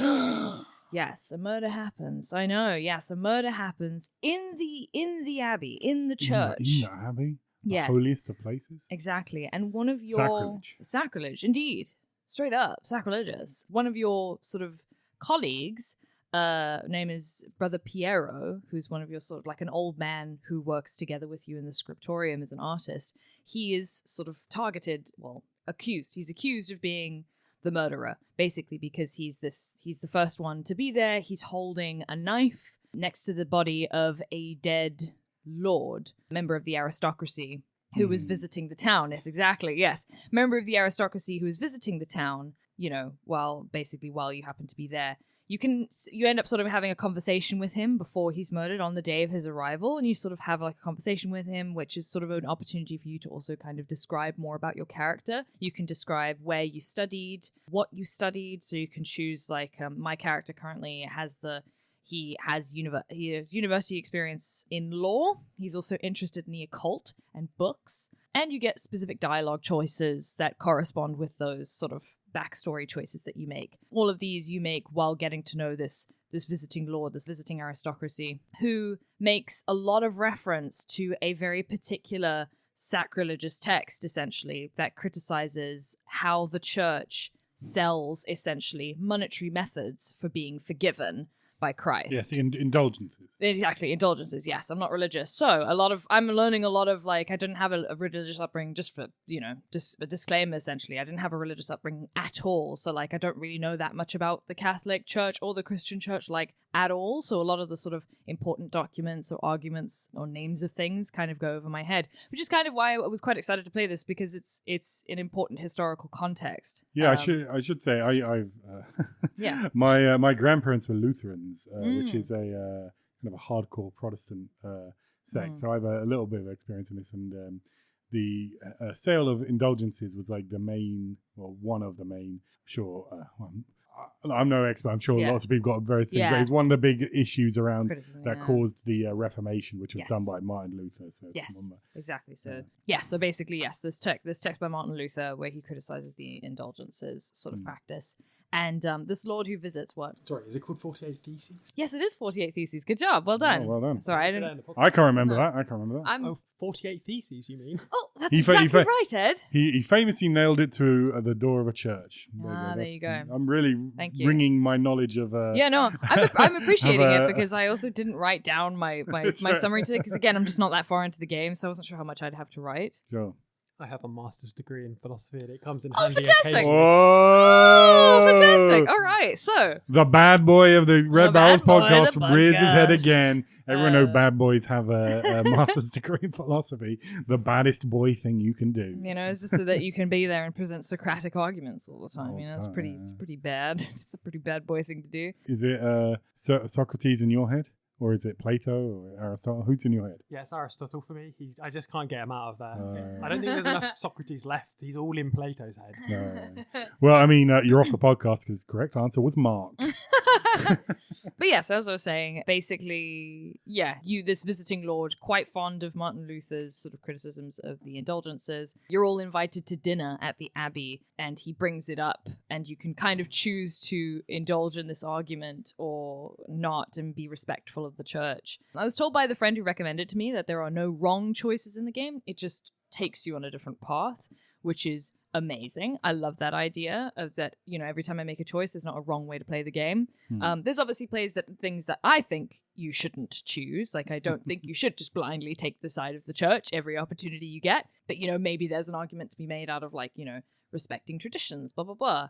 A lot more sort of just nuanced choices are presented to you. And basically you get tasked with investigating and finding the culprit for the murder after you have this brother Piero who's been targeted or accused as being the killer, and you've kind of bonded with him, and he's this old man. You probably think maybe he probably didn't do it, and you're tasked with investigating the murder. And the gameplay loop sort of happens from there. Importantly, the meal times, you always choose who to dine with, which is just this really, really nice element of the game. I like it a lot, where you can kind of get to know people. First of all, it's an important way to sort of connect with the people in the community. It also illustrates really effectively the class differences that exist. Obviously, there is a dinner that you have at the Abbey at some point, and it's this extremely, luxurious, indulgent meal compared to sometime there's one meal where you eat with a peasant family where you have all the bread, but nobody else at the table has bread, because they want to impress or they want to make sure the guest doesn't go hungry, essentially. So nice sort of inclusion of class dynamic there. Yeah, so basically, I believe the game is about 15 hours long. Not that far into it. I think I'm probably about 5 or 6 hours, maybe not even that, 4 or 5 hours in. And I'm just loving it so much. I'm enjoying it thoroughly. I love the choices that I'm able to make, because it doesn't feel color-coded. It doesn't feel morality-coded. It really does just sort of depend on what kind of person you think you'd like to be. And for me, it very much lends itself to, even though you're kind of put in this position of this artist, you can kind of be quite, snobbish about the lot that you have in life. You can be quite, you can take the side of the church quite unflinchingly. And it's really interesting choices, because they're not, black and white, bad and good and bad. Obviously, it seems to be a quite transparent, sort of take on like Marx's criticism of religion. Yeah. Because in the beginning of the second act, you kind of talk to some of the townsfolk. It turns out that the Abbey is increasing their taxes, which isn't much of a spoiler, because in the first act you also kind of get rumblings of the church is making it more and more expensive to live in the shadow of the Abbey. And in the second act, basically they've risen it to such a point that it's now becoming genuinely difficult for the people in the community to sort of put food on the table. They've also banned the villagers from using the forest, because it's technically on Abbey grounds, even though that's where they get a lot of their food and lumber from. So it's not very Christian. But they can use the forest, like, if they donate. They've closed down a shrine, but they can only access it if they donate, that kind of thing, if they tithe or whatever. So you're kind of getting rumblings of this community uprising, which you can, again, either support or say, like, I don't know, I don't think you should cause trouble. I really think you should just kind of communicate with the Abbey on this, blah, blah, blah, or, to sort of deflect to the Abbey on this. And it's just, I feel like it sort of, so far, it feels like it's illustrating the sort of causes for grassroots, discomfort, disillusionment with their current situation, and then sort of how movements like that come together and how it happens. And then obviously it's all framed with this like really thrilling murder mystery investigation as well, where you have like a really interesting task of getting to know people and finding out the motives of people. And also sort of obviously, there's this undertone of corruption in the church, which is just fascinating to explore. But clearly sort of touching on, I think, Marx's sort of criticism of religion. For those of you who don't know the quote, I guess there's a famous quote attributed to him, basically saying that religion is the opium of the people. Yeah. It's not the full context of the quote, which I won't like bore everyone by reading, but basically sort of it's saying, impossible to get bored reading Marx. Just going to make this that is true. clear. Shall I read the whole quote? That's why everyone's read all of Capital and love doing it. I love doing it. A lot of people say that that's him saying that we should just abolish religion, but I do think a fair interpretation of that quote is that basically religion is a way for, upper classes to ensure that people in lower classes blame their lot in life on personal, individualistic responsibility. Yeah. And also being God's chosen, as opposed to, obviously, the people in power ensuring that you stay the class that you are for the rest of your life. And in that way, it sort of soothes people, in sort of accepting the lot that they've been given in life. And he sort of suggests that, obviously, without if we were to have an entirely fair society, chances are religion may not need to exist at that point, because we wouldn't necessarily need an explanation for our existence, you know? Sure. Is the sort of context of the quote. And I do feel it very much of just, obviously people relying and enjoying their faith, but then obviously suffering at the hand of the church, like not only its corruption, but also just, the general churchy things that, that they just have so much power over the people living in this town. Something else that I just wanted to say that I just love about this game so much is how it contextualizes history. Full disclosure, I'm not very good at history. I love history. I'm not very good at it, though. Fun fact, I'm a qualified history teacher. But I'm just not very good at... Let's hope this podcast doesn't end up in your CV. Well, I'm not qualified here in the UK, so it's fine. Okay, I won't be teaching history anytime soon. Well, thank but God for that. Yes, thank God. I can't remember dates for the life of me. But I love history, even though I'm not very good at it. One of the things is I really struggle with is names and places. And the game has a lot of characters and a lot of places, which it quite handily, it lets you highlight and get a little, notation. Every single time a name is mentioned, even if you've seen it 50 times, it allows you to still look at the notation, which is really nice for someone like me. And like I said, the thing I love about it is that it contextualizes and humanizes history. I was talking about it as a chatter in somebody else's stream today. No doubt if you're listening, what's up? The problem with learning history in school is that it's taught as a series of facts as opposed to a series of choices. Yeah. And the thing about it is that, it's very easy for us, myself included, to look at people from the past and just believe they were stupid. Just that they didn't think about things they didn't have in their lives or thoughts or feelings. And again, sort of adding to the conversation we had previously, there are reasons things happen. There are reasons people make choices that they do. There are reasons that revolts happen. There are reasons that the aristocracy crush those revolts. There's reasons for everything as opposed to just things that just happened. And it's really good at contextualizing and humanizing history as people, characters that lived and did things. Your character is based on a real sort of artist, even if he didn't have a murder mystery to investigate. He is based on a real artist. And I think probably a lot of the characters are based on at least loosely real people from history. Sure. And just having the fact that you actually learn a lot about people when you're sat down at the dinner table, sort of sharing food with people, breaking bread. It just is very organic, and that is how you get to know people, and that is how oral histories take place, and it's just really good at doing that. So I'm just thoroughly enjoying it. I love it so much. I think it's just done, I think it is sort of very typical of Obsidian that way. It feels very layered and nuanced and deep, and I'm loving it, and I hope it stays as good throughout. Those are sort of my main key thoughts, basically, so far. Oh, yeah.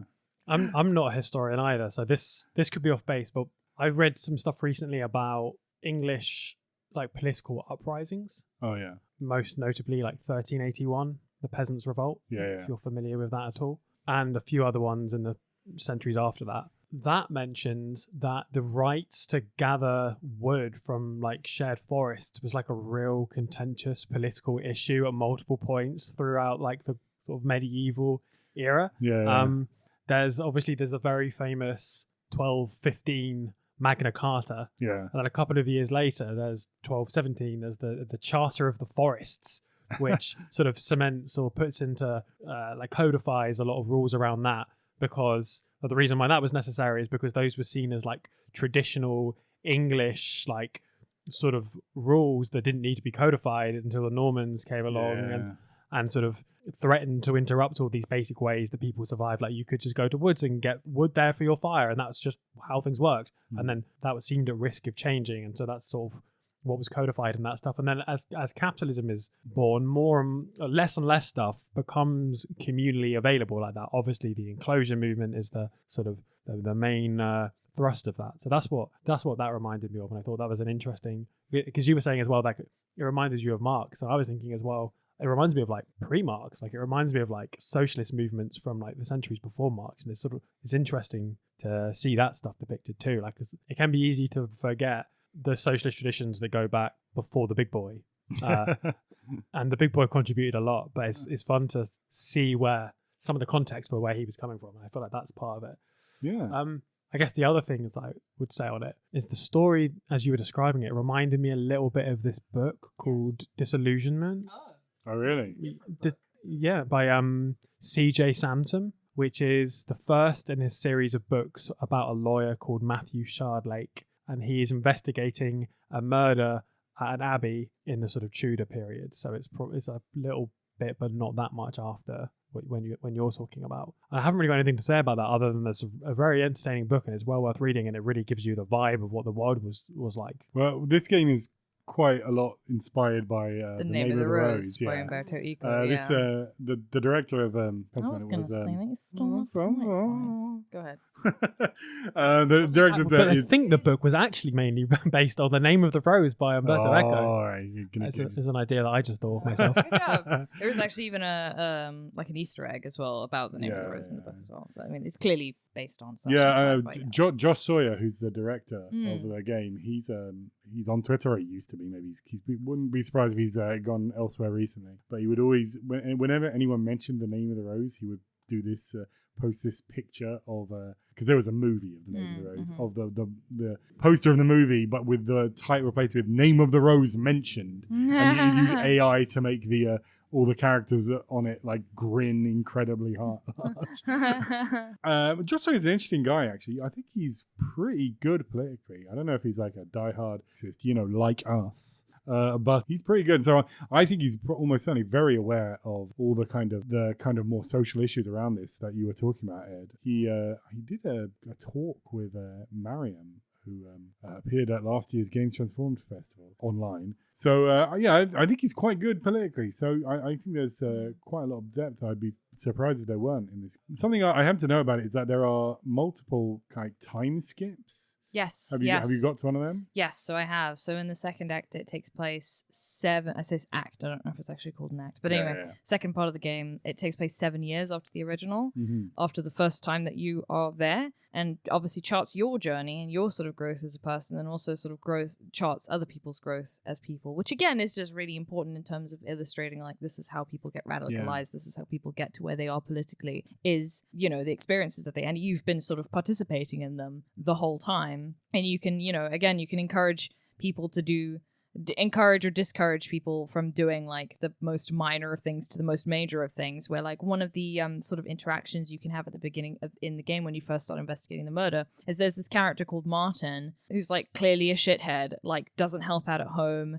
His wife has a baby that he's not really helping to take care of. Yeah. And you see him running from the Abbey the morning of the murder and you're sort of, it's, the game quite sort of heavily says like, oh, it gives you many opportunities to basically pin it on Martin. But obviously, being the good leftist that I am, I'm like, I don't really know that just because he might have been having a shit time. And they also established very interesting, and I do think this was an interesting thing to say, was that they have established that he stole things from someone at the Abbey. So he clearly doesn't really respect the church very much. And also he stole things, which you can, again, you can say, I think he did it. You can pin it on him. And I chose to lie about it because I was more in favor of just taking his side than immediately taking the Abbey's side. And I thought maybe there's an explanation. He's probably just really poor.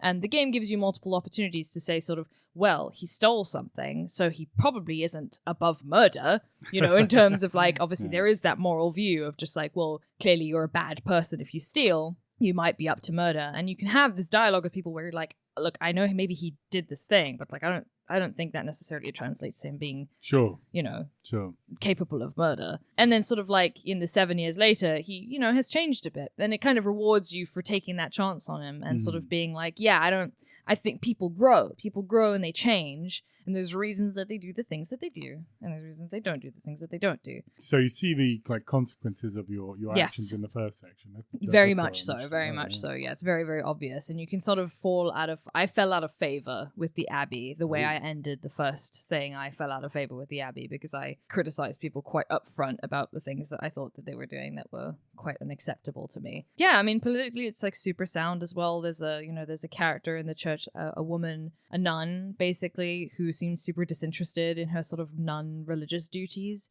And you have the option of being like, what the fuck? Why doesn't she respect her job more? And the other women in the church are like, well, we don't have a lot of choice. Like, it's not like she chose to be here. Her parents donated to the church because she couldn't get married. Yeah. So then we took her in as a nun. Like, there's a reason she doesn't like being here. And then you can be like, oh, oops, sorry. I guess I didn't understand. Women be that way, I guess, So yeah, just really solid. And like I said, I just love anything And it is really in topic, weirdly enough, of like, you know, the thing that we've been talking about. I just love any game that encourages you to empathize even with people that you don't like, because I really do think that empathy is the center of the left. I think it's very easy to forget that in terms of people getting really super caught up in like theory and all sorts of shit. And like, you know, I just think it is about empathy when it comes, you know, at the end of the day. And I just love any game that encourages you to think of people as people, you know, rather than just antagonists. Yeah, that's great. Is it set in England? It's set in medieval Europe. I think don't it's like remember if it's specifically set Germany, in but Europe. the Germany didn't exist at that time. So it's Exactly. one of the yeah. bits of Germany. Yeah, there's probably. I'm gonna look it up now. Right, I've got it up here. It's near Tassing. Tassing. Yes. I don't know where Tassing. That's the thing. There's a lot of like geographies that were different. Place it's Nuremberg in Upper Bavaria. It's in Bavaria. Okay, yeah. And like one of the other things as well that this is just a pet interest that I had in it, but basically in the second part of the game you can choose to like you can choose where you've spent the last 7 years. Oh yeah. And I chose Krakow, which is obviously in Poland. Yeah. And my family's Polish, and it gives you basically the ability to understand Polish. Oh, I see.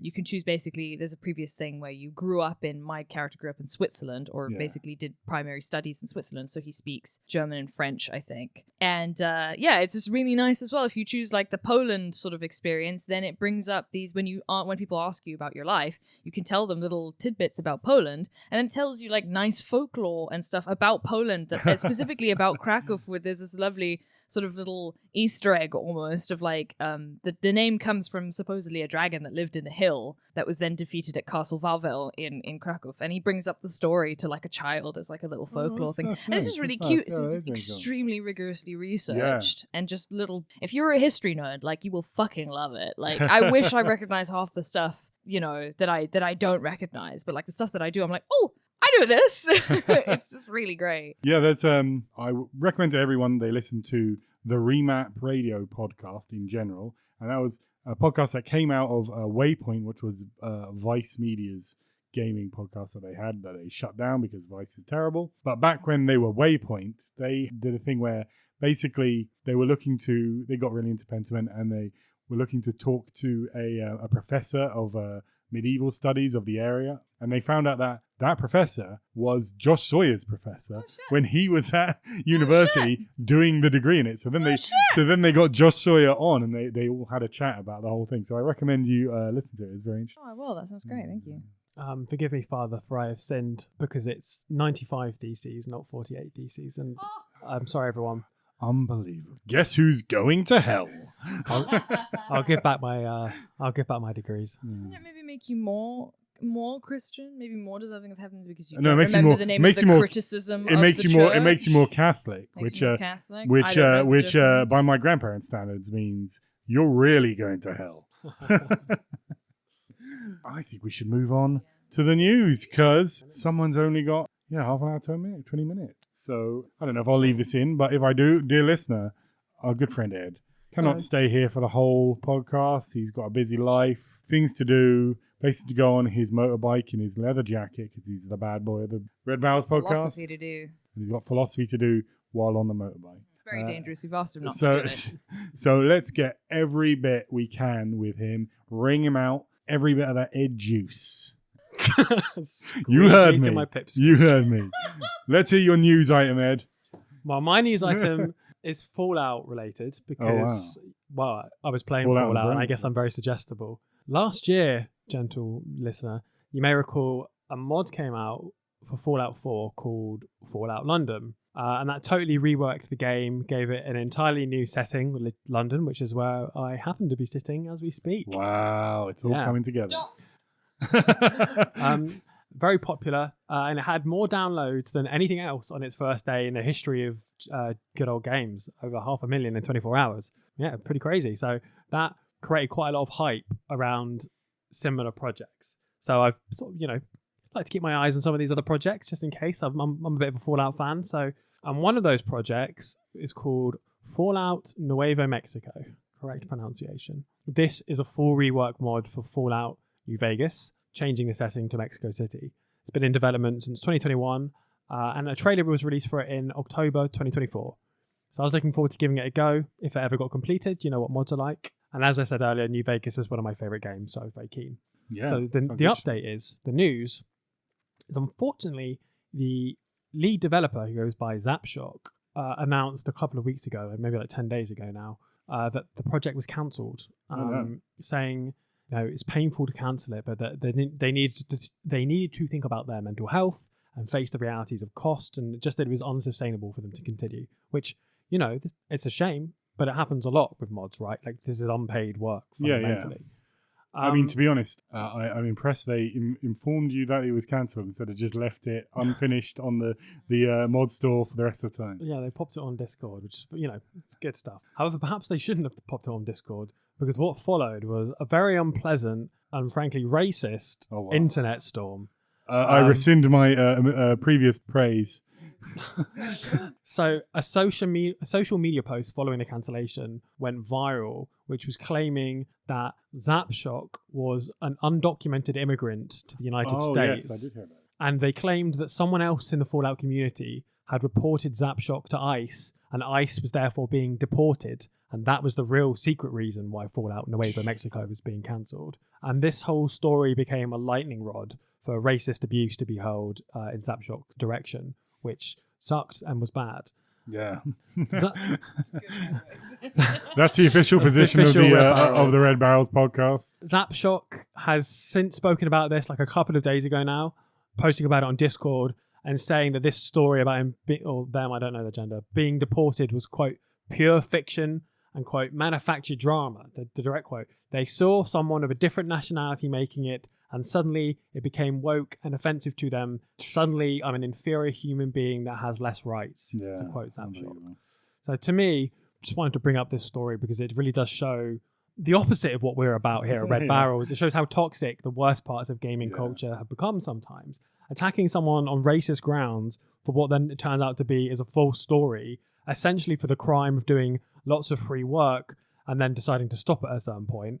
It's just ridiculous. Like, I get being disappointed when a mod is cancelled, but how entitled do you have to feel to someone else's time to go and attack the mod team behind it? They don't owe you anything, and let alone bringing race into it. I mean, this is ridiculous. How pathetic do you have to be? If you want to go play a version of Fallout set in Mexico City, just go make it. Like, be productive. Like, don't be brutal to this poor person. He was just trying to give something back. Like, he was doing something for free for the rest of the community, and they've been brought down for it. If every time someone sets out to make a mod and then change their mind, they face some sort of abuse and attack, people are going to stop making mods for that community. Exactly. Like, it's just not worth putting your head above the parapet. They're not even getting paid for it. So yeah, I'd like to take this opportunity to thank the people who spend hundreds of hours doing unpaid work, making mods just purely for, I don't know, the art of it, and for giving people a good time for free. It gives us #GamersTM thousands of hours of free entertainment. And yeah, I mean, it's all the more embarrassing by comparison, all this racism. I mean, when you think about the beautiful thing the team of 4 people were trying to do. So yeah, that's I mean, to be fair, I guess that's actually a relatively happy ending for the story from what I was aware of, because I'd seen this online, and all I knew was that a guy got deported because some racist didn't like that he cancelled his mod. So the fact that wasn't actually true, that's actually that's a relief, I guess. Yeah, I agree. That was all I had originally. The original version of the story that I was going to do had that as the ending, but I checked back.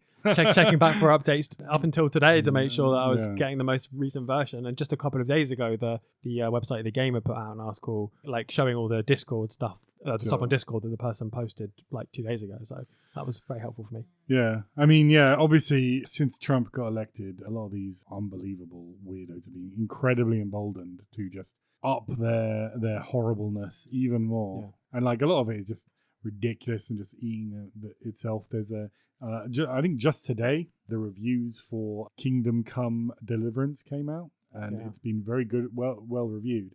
It's Kingdom Come Deliverance 2. Kingdom Come Deliverance has a kind of a checkered history. When the first game came out, the developer was like, "Oh, he's like anti-woke."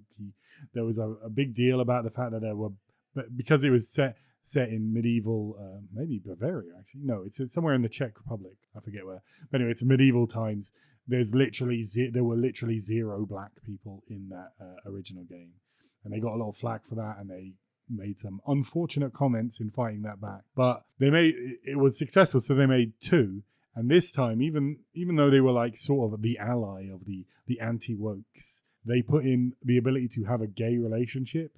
And also there is some black character somewhere in it now. I don't know the details, but they did that. And because there's a especially because of the gay relationship, the anti-wokers have turned on Kingdom Come Deliverance and have declared it a failure and a woke nonsense, even though by all standards it's reviewed and sold very well. I think it came out officially yesterday or so. So this whole thing, this Neo Gamergate kind of right-wing movement was kind of playing up and pathetic before the election, but now they really think they're kings of the world. So they've been doing a lot of even more bullshit than normal. But I guess it kind of feels, I don't know, even bad to complain about, because it's just in this case, it's a symptom of something happening in a lot of places, and it's a lot worse in most of those. So, but it's still bad, and we've got to fight against it.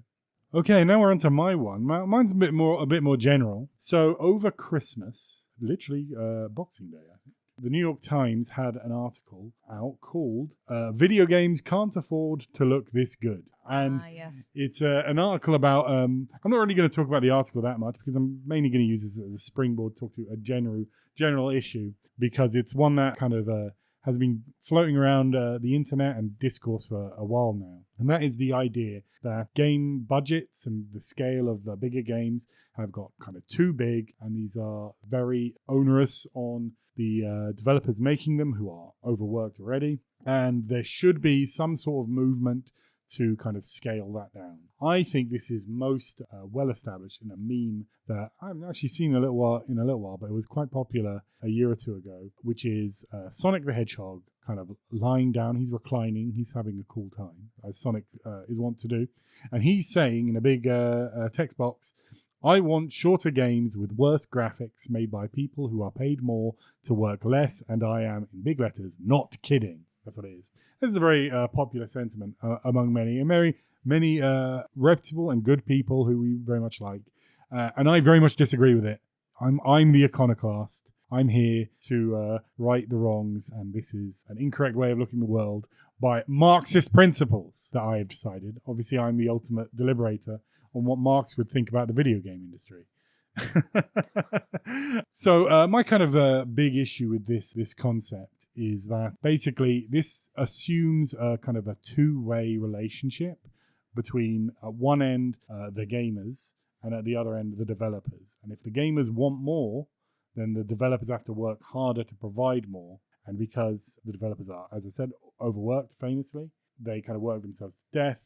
And so this is cruel on the developers. And so gamers should want less, essentially. They should want games that are smaller in scope, have worse graphics, as it said, they're shorter, so that they are not as difficult and labor-intensive to produce. And, to be clear, I've got full kind of sympathy with people who say this stuff. It comes from a good place that wants to see the exploitation of the workers in the games industry ended, or at least ameliorated.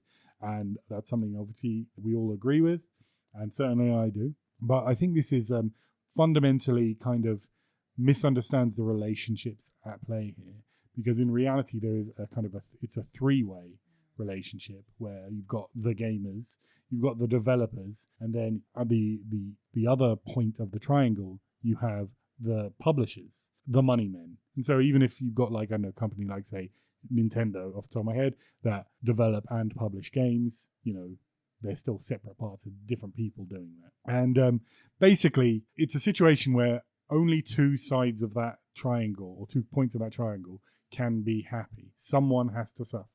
So either gamers get less, and the publishers are happy with that, and the developers have to work less. Or the developers have to work harder, and gamers get more, and the publishers get more. But the publishers are basically fine either way in that situation. They don't care if gamers get bigger games, and they don't care if the developers work harder. It's irrelevant to them. They keep getting money. And so basically, that's what I'm suggesting needs to change. The publishers need to lose out. That's what needs to happen. If we did, if somehow, and frankly, I think it's pretty unrealistic to expect a mass market to decide they want smaller games because they saw some memes on Twitter. It's probably not going to happen. But even if it somehow did, what the result would be that maybe briefly developers would have an easier time because they could make these games with less labor. But then the publishers would notice that and they would fire people because their interest is having the games made for the absolute least amount of money possible. And what costs money in video games? When you see games with huge budgets, they have huge budgets because they employ very large amounts of people. The money goes to wages. That's why they cost money. So if the developers can make games more cheaply, that means that the publishers can downsize them until you have a smaller team that's working just as hard as they used to be. The only way to improve conditions for the developers is unionization. That is the only way to force the publishers to get to a position where they will be forced to lose money, so that because the unions have forced them to have to maintain the working conditions of the developers, and therefore the publishers will have, if they want big games, which is what sells, then they will have to hire more people. So that's kind of my position on that. I don't know if you two have any other thoughts on it. Yeah, I mean, like, I think that, yeah, as you sort of said about the relationship, like, I think more often than not, when you hear about games that don't get produced in the way that they're intended to, when you hear about, you know, pushbacks on release dates and stuff, it almost always seems to be also a miscommunication between the developers and the marketing team. Yeah. And obviously the marketing team are at the behest of the publishers because they have, you know, stockholders. Think of the stockholders, right? What are they going to say? They have stockholders to make happy. So almost always, yeah, it's a thing of like, well, the marketers have promised a game to be released by 2025. The devs say that absolutely cannot happen. And the marketers say, well, you know, this is kind of what the stockholders want. So we're going to publish the information that it's going to be released by 2025 and you better make it happen. Exactly. Yeah. And I think, yeah, basically just always seems to be this miscommunication between, yeah, marketing sort of, because I also, yeah, I mean, it's like maybe if these big games would then take a lot longer, or if they could hire more people, obviously they could do it in maybe the same amount of time. But they're not going to do that, as you say, because it's cost-cutting. It's like maybe these games could just take longer, but then you also have the problem of marketers, again, announcing things to be done. And then now there's pressure on the developers, and there's pressure on the publishers, and there's pressure on, you know, because the gamers are then creating the pressure. Well, you said, the game would be out by 2025. So it's like it really needs to be also, I think, a reining in of the marketing and how the marketing happens for video games, because... which again is kind of the same problem because they work at the behest of the publisher, not the developers. Because all the publishers care about is that it sells. They don't care that it's good. They don't care about the reputation of the studio necessarily after the game is published. They don't care, if it comes out good or bad. They just want it to sell. So it's all about creating that relationship of like the hype leading up to the game and then the release of the game. And then after that point, the publishers don't give a shit. Yeah, like as long as they've made their money, they're fine. So yeah, like the marketing plays a huge role here as well. Yeah, absolutely. I enjoyed your critique, Alex. It felt like here we go. No, I don't disagree with you. I felt like you were saying basically what it boiled down to is the people with those memes have got an idealist conception of the world and not a properly thoroughly materialist one, which I very much enjoyed. Well, I would say, I mean, it's worth pointing out that when I said, you know, the gamers, the developers, and the publishers, in Marxist terms, they are the consumer, the worker, and capital, you know? Yeah, exactly. Yeah. So I guess it depends what the people posting the meme mean, right? Maybe people posting that meme are just saying, I want socialism. I don't want there to be a separate capital, which is the thing imposing this situation in the first place. So I think you can have your cake and eat it too when it comes to supporting that meme. Well, I think the motivation behind the meme is, you know, I think it's good, but I genuinely think it's a kind of an example of capitalist realism. These people can't imagine a world where the publishers, the capital, would make less money. And obviously, they just inherently think that obviously they need to make less money. So there's nothing we can do about that. The thing we can control as consumers is not buying bigger games and wanting smaller games or whatever. But I'd say I don't think that's goable as a mass movement. And even if it was doable, then you know, the ultimate condition would just be a much smaller video game industry. Yeah, I was just going to say, basically talking about capitalist realism, like, I think that's the most frustrating thing about the meme is that I hate it when people talk about things where it's just like, oh, if only we could live in a world where everyone got what they needed to live and we all earned money and to do the things that we have to do and also to do the things that we could do. Oh, well, guess that won't happen. Yeah, and it's like, exactly. no, there's a world that exists like that. It's communism, right? And it's very frustrating to see people that being like, oh, it just feels very, it's this sort of doomerous thing of like, well, the industry exists in this way because there is no other way for it to exist. Mhm. So you're just going to have to change your expectations of what you want from games. You can't have both. As you say, you can't have your cake and eat it too. But it's like, no, you can have your cake and eat it too. Yeah. We can have wonderful works of art, brilliant, fantastic video games that are also then made by people who are fairly paid and have good working conditions. Mhm. As you say, I do think the solution is like unionizing. I think Yeah. that's absolutely what needs to happen. Yeah. Yeah, I mean, I should say to be kind of fair to the other side of the argument. Part of it, I mean, well, there's two parts of it. One is part of this meme is it's aesthetic, or personal preference. There's a lot of people who think that video games have got kind of too bloated and they prefer more focused, smaller experiences, and that's perfectly reasonable. I certainly wouldn't argue against that if that's what you prefer. But there's obviously a political element to this as well. But the other thing is that there has been a lot of talk recently about the idea that these big games, so we have things like Concord that came out, the Sony game earlier last year, that was a colossal flop and by all standards apparently cost like 200 million or so to make, maybe like 400. It was a very large amount of money that basically got burned on fire. It may well be that kind of stuff is unsustainable, for so much of that to be made. That not every game can be GTA 6. But to a certain degree, that's kind of, on a certain level, that's not our business. That's down to how much money the publishers make. And if they make less money, ideally, that'd be their problem. Because we'd have such a well-unionized industry that people's jobs would be all but guaranteed. But that, to be fair, that is a very far way off. So I think there is a certain amount of like concern that the publishers are going too hard on these massive games. I think that's a reasonable concern. But I don't think the answer is to decide that big games are inherently bad, Yeah, just to lower expectations. Like, I think also something that frustrates me about it as well is that people ignore the impact of the desire to create. If people are worked so hard and their job is making them unhappy, depressed people aren't gonna make great games, unless they are sort of self-directed and they're making a game to express that, right? But like, if you're working people too hard, they're not gonna make good art. And eventually I do think that we are going to get to a fever pitch of like, people will get sick of the slop. People will get sick of slop that's made by people that just have to meet deadlines.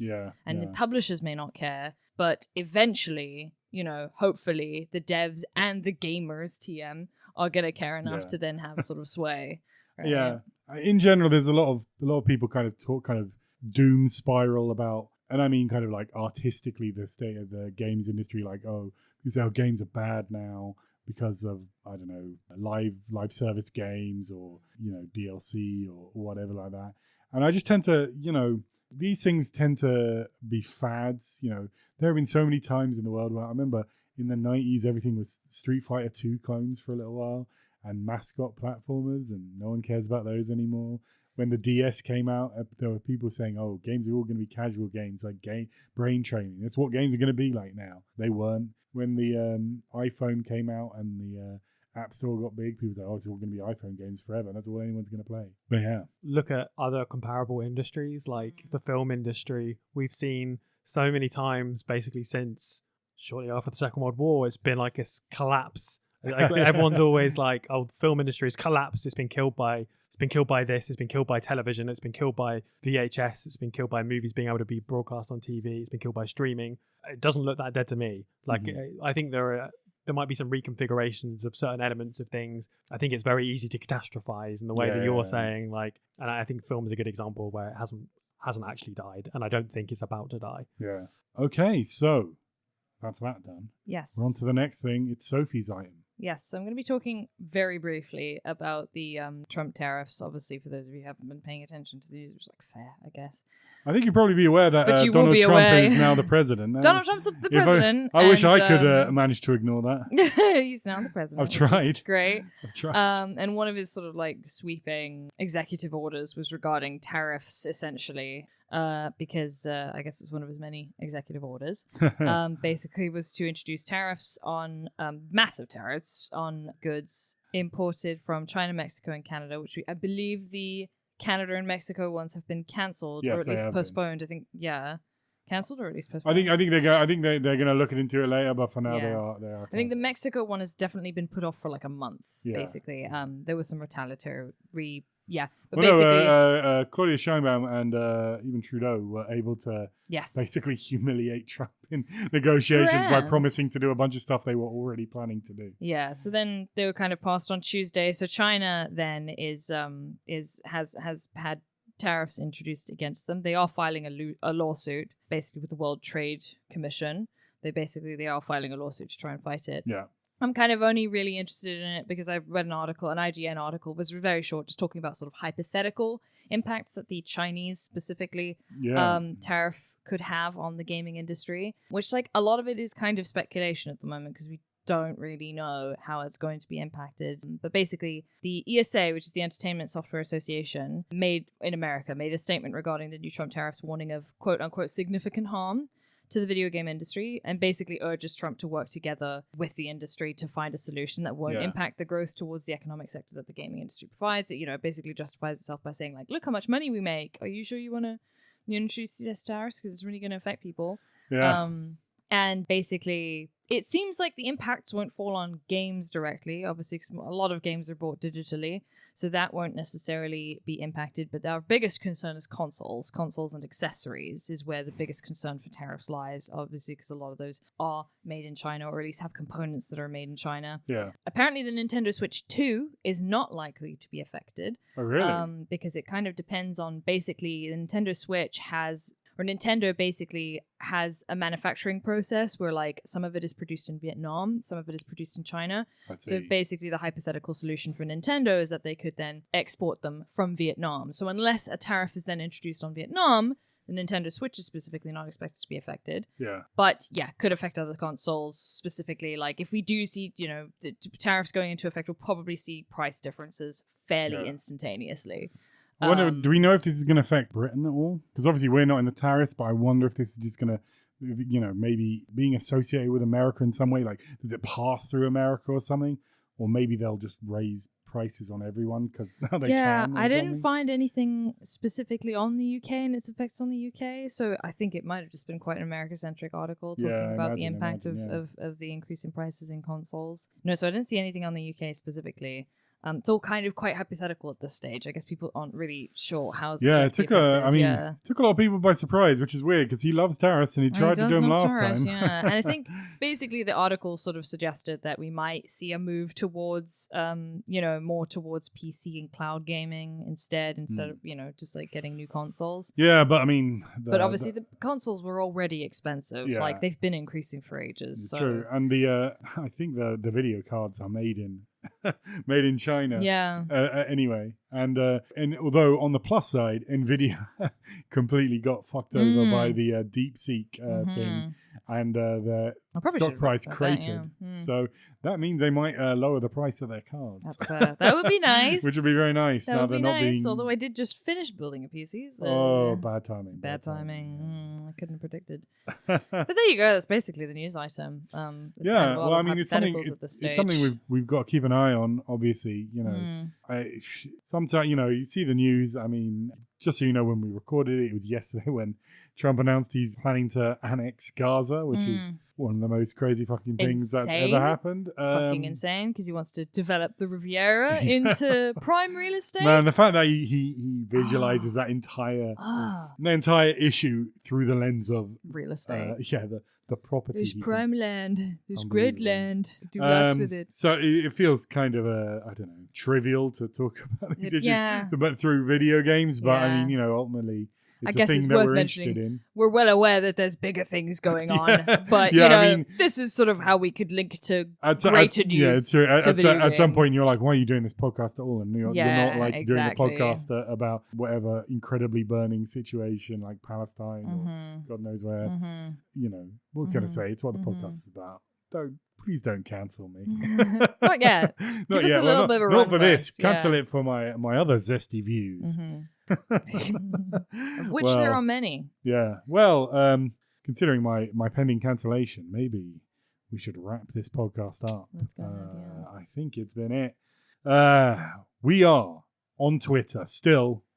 We'll be there until maybe Elon Musk personally throws us off, or the Trump death squads come at our door to arrest us for the incredibly incendiary takes we have. But you can find us on Twitter at Red Barrels Pod. You can find us on Blue Sky, which is still full of libs. And every time I go, I'm like, oh, this is the more moral one. I should really be on this. And then I just see the most boring posts by They're someone. so Like, boring. here's a little cartoon about cats. So Vote boring.